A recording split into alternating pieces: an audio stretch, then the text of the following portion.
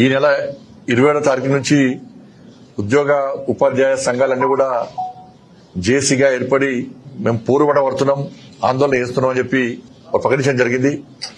ఇప్పుడే మా రాష్ట్ర అధ్యక్షుడు రామచంద్ర గారితో మాట్లాడారు. వారే ఫోన్ చేశారు. తప్పకుండా వారికి మద్దతు ప్రకటించమని చెప్పి ప్రకటిస్తామని కూడా వారు చెప్పడం జరిగింది. అందుకే ఈ రోజు మేము చెప్తున్నాం వాళ్ళకి, ఉద్యోగ ఉపాధ్యాయులందరూ కూడా, జేసీ నాయకులందరూ కూడా, మీరు చేసే పోరాటానికి భారతీయ జనతా పార్టీ మరి రామచంద్ర గారి నేతృత్వంలో పూర్తి స్థాయి మేము మద్దతు చెప్తాం. మేము మీరు న్యాయబద్దమైన డిమాండ్స్ మీ అన్ని కూడా మేము గతంలో చెప్పాము. మేము కొంతమంది నాయకులను ప్రతిసారి పిలిపించి గత ప్రభుత్వం అదేస్తుంది, ఈ ప్రభుత్వం అదేస్తున్నది, మెప్పించే ప్రయత్నం చేస్తున్నారు. కాబట్టి ఈసారైనా మీ న్యాయబద్దమైన డిమాండ్స్ ను ప్రభుత్వం పరిష్కరించే వరకు మీరు ఉద్యమాన్ని ఆపకండి. మీకండగా భారతీయ జనతా పార్టీ కార్యకర్తలు మీ వెంట ఉంటారు. అలాగే రామచంద్ర గారు ఫోన్ చేసి చెప్పి ప్రకటించమని చెప్పి వారి సూచన మేరకు మేము కూడా ఇవాళ భారతీయ జనతా పార్టీ తరఫున మీకు మద్దతు ప్రకటిస్తున్నాం. ఆ ప్రభుత్వం చేసిందేం లేదు, ఈ ప్రభుత్వం చేసిందేం లేదు, చేసేదేం లేదు. ఆ ప్రభుత్వం బెదిరించింది, ఈ ప్రభుత్వం బెదిరిస్తూనే ఉన్నది. అందుకే తను పేండమికలో పోయేవాడేటటువంటి పరిస్థితి. ఇలా పీఆర్సీని అమలు చేస్తలేరు.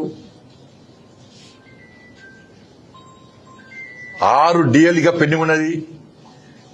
ప్రతిసారి ఏం చేస్తారంటే ఒక డిఏ రిలీజ్ చేస్తారు, చేసి ఇప్పటి నుంచి రెగ్యులర్ ఇస్తామంటారు కదా, మళ్ళీ పెండింగ్, మళ్ళీ 6 డిఏలు మళ్ళీ పెండింగ్. వాళ్ళకి ఇవ్వాల్సిన బెనిఫిట్స్ ఇస్తలేరు. వాళ్ళ పెన్షన్ దాని కోసం ఇంత రిలీజ్ చేస్తామని కనీసం వాళ్ళ పరిస్థితి అదే విధంగా ఉన్నది.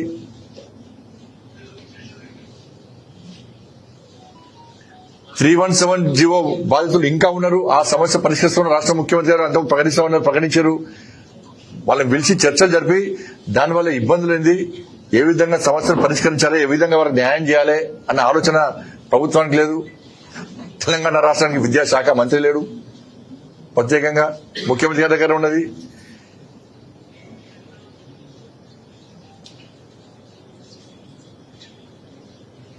కాబట్టి వాళ్ళు న్యాయమైన డిమాండ్ వాళ్ళ గొంతమ్మ కోరికలు కొడతలేరు. వాళ్ళ 6 డిఏలు ఇవ్వడానికి ఏంది, వాళ్ళ కేంద్ర ప్రభుత్వము ఉద్యోగస్తులను ఏ విధంగా చూసుకుంటారు ఒక చూడండి. మీరు డిఏలు ఇస్తున్నాం టైం ప్రకారం, వాళ్ళకి రావాల్సిన బెనిఫిట్స్ అందిస్తున్నాం. వాళ్ళ కేంద్ర ప్రభుత్వ ఉద్యోగం గల్లా ఎగరేసుకుని కేంద్ర ప్రభుత్వ ఉద్యోగం చెప్పి తలుచుకొని చెప్పుకునే పరిస్థితి ఉంది వాళ్ళ. కానీ రాష్ట్ర ప్రభుత్వ ఉద్యోగుల పరిస్థితి ఏంది వాళ్ళ? గత ప్రభుత్వము మోసం చేసిందని చెప్పి మొత్తం అందరు కలిసి కాంగ్రెస్ పార్టీ సపోర్ట్ చేశారు. వాళ్ళ కాంగ్రెస్ పార్టీ ఏం చేసింది, వాళ్ళ మళ్ళీ మోసం చేసింది. మేము చెప్పినాం, ఈ 2 మోసపూరితమైన పార్టీలు, వీళ్ళ చేతులు ఏం లేదు. కేంద్రంలో నరేంద్ర మోడీ ప్రభుత్వం ఉంది. మీ బెనిఫిట్స్ మీకు ఇవ్వాలంటే దానికి నిధులు కావాలి. కేంద్రంలో బీజేపీ ప్రభుత్వం ఉంది కాబట్టి ఇక్కడ డబుల్ ఇంజిన్ సర్కార్ వస్తేనే మీ సమస్యలు పరిష్కారం అవుతాయని చెప్పి మేము చెప్పినప్పుడు కూడా మీరు అప్పుడు వినలేదా? ఈ ప్రభుత్వం ఏం చేసింది, 8 లక్షల కోట్లు అప్పు చేసి మొత్తం అప్పులు తీరుస్తాం, మీకు డిఏలు ఇస్తాం, పీఆర్స్ అమలు చేస్తాం. రిటైర్మెంట్ అనక వెంటనే ముందే మొత్తం ఫైల్ రెడీ చేస్తాం. ఎవరైతే పదవి విరమణ పొందుతారో వాళ్ళకి ముందే 15 డేస్ 1 మంత్ ముందే మొత్తం ఫైల్ అంతా ప్రిపేర్ చేస్తాము. వాళ్ళకి రావాల్సిన బకాయి రిటైర్మెంట్ అయిన రోజే వాళ్ళ అకౌంట్లు వేస్తామని చెప్పి ఇదే ప్రభుత్వం చెప్పింది. గత ముఖ్యమంత్రి చెప్పింది, ఈ ప్రభుత్వం చెప్పింది. వాళ్ళ చెప్పులు అర్థం తిడుతున్నారు వాళ్ళ పరిస్థితి. ఇప్పుడు స్ట్రైక్ చేస్తారు, స్ట్రైక్ అయినా మళ్ళీ చర్చలు అంటారు, చర్చలని మళ్ళీ మాట అంటారు, దానిలో 2-3 నాయకులను కమ్ముతారు కదా, మళ్ళీ చర్చలు సఫలం, మళ్ళీ పోస్ట్పోన్. ఫీజు రియంబర్స్మెంట్ విషయంలో యాజమాన్యానికి ఇదే ప్రభుత్వం కట్టినేసింది వాళ్ళు చెప్తాను, మేము చెప్తాను అమ్మలే. ఫీజు రియంబర్స్మెంట్ విషయంలో యాజమాన్యాలు నా దగ్గరికి వచ్చినాయి. వస్తే మీరు భయపడతాం, మేము ఏం చేయలేము. మిమ్మల్ని ప్రభుత్వం ఇబ్బంది పెట్టే ప్రయత్నం చేస్తే దానికి ఏ విధంగా అడ్డుకుంటాం, మీకు భరోసా ఇస్తున్నాం, మీకు అండంగా ఉంటామని చెప్పన్నాం. బహిరంగ సభ వేదిక ఏర్పాటు చేసినాం, పర్మిషన్ తీసుకున్నాం, కోర్టు పర్మిషన్ ఇచ్చింది. అయిపోయి ముగ్గురు పిలిచిండు, ముఖ్యమంత్రి బెదిరించిండు, మీకు విజిలెన్స్ అంటాడు అదంటాడు కొంత భయపడ్డారు. అయిపోయి ఇలా యాజమాన్య పరిస్థితి ఏంది? కోర్టు మొట్టికాయలు వేసినప్పుడు మీ పైసలు వస్తలేవు. మరి కొత్త స్కీమ్స్ ఆడేశారు. నెక్స్ట్ నుంచి విద్యార్థుల అకౌంట్లో ఇస్తారట. మరి పాత ఈ బకాయి ఇస్తున్నారు కదా మీరు, ఏమైంది? పాఠశాలలు కళాశాలలు నడపలేని పరిస్థితి వాళ్ళ ముందో మాట ఇప్పుడో మాట. సేమ్ ఉపాధ్యాయ ఉద్యోగ సమస్య కూడా అదే పరిస్థితి. ఎన్నికల ముందు ఏం మాట్లాడినో ప్రభుత్వం మర్చిపోయింది. కాబట్టి నేను జేసీ నాయకులకు విజ్ఞప్తి చేస్తున్నా, మీరు కాంప్రమైజ్ కాకండి. కాంప్రమైజ్ అయ్యే నాయకులు జేసీలో ఉండొద్దు. నేను ఉద్యోగులకు ఉపాధ్యాయులకు నేను అప్పీల్ చేస్తున్నా. నేను మిమ్మల్ని రెచ్చగొడతలేను. ఫస్ట్ మీ నాయకత్వాన్ని, ఒక బలమైన నాయకత్వాన్ని ఉద్యోగ ఉపాధ్యాయులు ఏర్పాటు చేసుకోవాలి. కాంప్రమైజ్ కానటువంటి, భయపడని, ధైర్యంగా ఉండే నాయకత్వాన్ని ఫస్ట్ మీరు ఏర్పాటు చేసుకోండి. మీ సమస్యల పేరుతోని వాళ్ళ సొంత లాభం కోసం ప్రభుత్వంతో చర్చలు చెప్పి, ప్రభుత్వంతో కాంప్రమైజ్ అయ్యి మీ సమస్యలకైనా ఉంచి మోసం చేసిన నాయకత్వం మనకొద్దు. అట్లా ఉంటే మీ సమస్యలకైనా ఉంటాయి.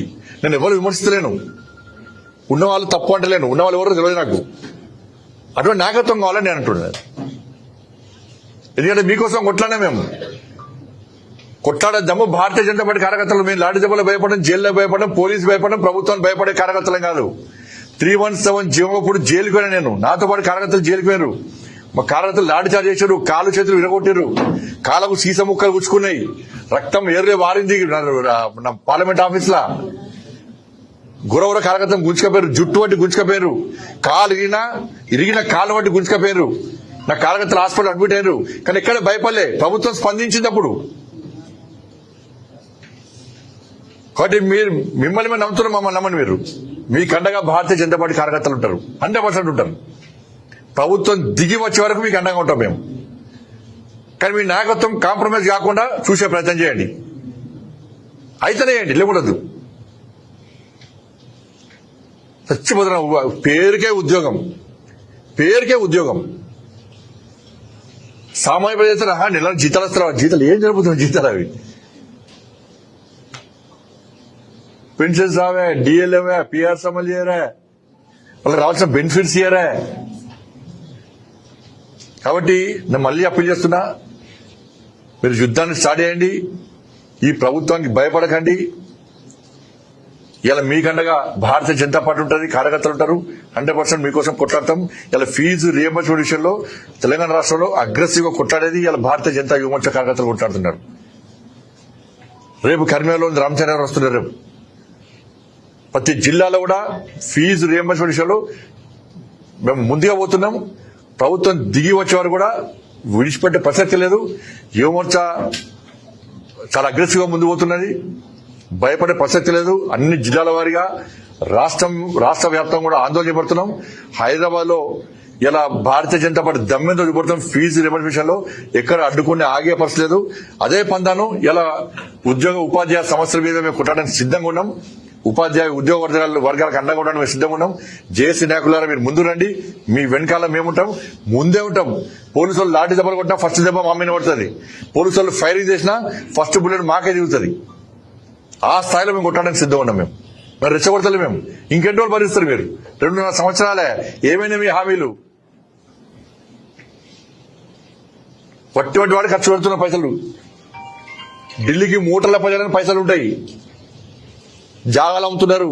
మన 22 years స్టార్ట్ చేసారు. మళ్ళా చుట్టుపక్కల భూములు అమ్ముతున్నారు.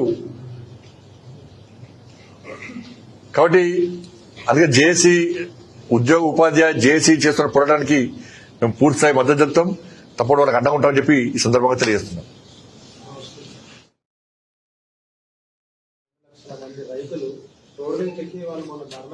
ఇప్పుడు ప్రభుత్వానికి ఒకటే అప్పీల్ చేస్తున్నా, ఒక రాజకీయ కోణంతో దాన్ని చూసే ప్రయత్నం చేయకండి. సీదా సాఫీగా మంచిగా రైతులకు అనుగుణంగా నష్టడానికి ఒక డైరీని పూర్తిగా అప్రతిష్టపాలు చేసి దాన్ని ఆస్తి మీద కన్నేసి దాన్ని ఏదో చేద్దాం అనుకుంటే తప్పు. వేలాది మంది రైతులు రోడ్డు ఎక్కి ఆందోళన చేసే పరిస్థితి వచ్చింది. వేలాది మంది రైతులు వాళ్ళ బతుకులు నాశనం చేయకండి. మంచి నర్సరీ డైరీని ఎందుకు అనవసరంగా అది చేస్తారు? దాన్ని రాజకీయ కొంత చూడాల్సిన అవసరం వచ్చింది. ఈ కక్ష సాధింపు చర్యలేంది? గతంలో కూడా డైరీ ల్యాండ్ ఆక్రమించుకుని ప్రయత్నం చేస్తే అప్పుడు నేనే ఫైట్ చేసిన, అరెస్ట్ చేసిన పోలీసులు, లాఠీచార్జ్ చేసిన మా మీద. కానీ ల్యాండ్ కాపాడినాం మేము. కానీ ఈ ప్రభుత్వం వచ్చాక రైతుల గురించి దృష్టి లేదు ప్రభుత్వానికి. దాన్ని ఆస్తిగా కనబడ్డది. దాన్ని అన్యాక్రాంతం చేయాలి. ఏదో ఒక పేరుతోని మంచి నర్సరీ డైరీని అభివృద్ధి సపాలు చేయాలి. రైతుల బతుకులు నాశనం చేయాలి. వ్యక్తి గురించి ఆలోచించేది మీరు ఎప్పటికైనా, వ్యవస్థ గురించి ఆలోచించేది. ఒక వ్యక్తిని టార్గెట్ చేసి ఇబ్బంది పెట్టే ప్రయత్నం చేస్తే వ్యవస్థ నాశనం అవుతుంది. ఇక్కడ రైతులు ఇబ్బంది పడుతున్నారు. రాష్ట్ర ముఖ్యమంత్రి గారు విజ్ఞప్తి చేస్తున్నా, మీరు దీని మీద ప్రత్యేకంగా దృష్టి పెట్టండి. ఆస్తులు అన్యాక్రాంతంగా కాకుండా చూడండి. అనవసరంగా దాన్ని అప్రతిష్టపాలు చేయకుండా ప్రయత్నం చేయండి. ఆ రైతులను ఆదుకోండి. మంచి నర్సరీ దాన్ని ప్రోత్సహించండి. మీరు ఏం సాయం చేయకుండా కాదు, కానీ అన్యాయం చేయకండి ఫస్ట్.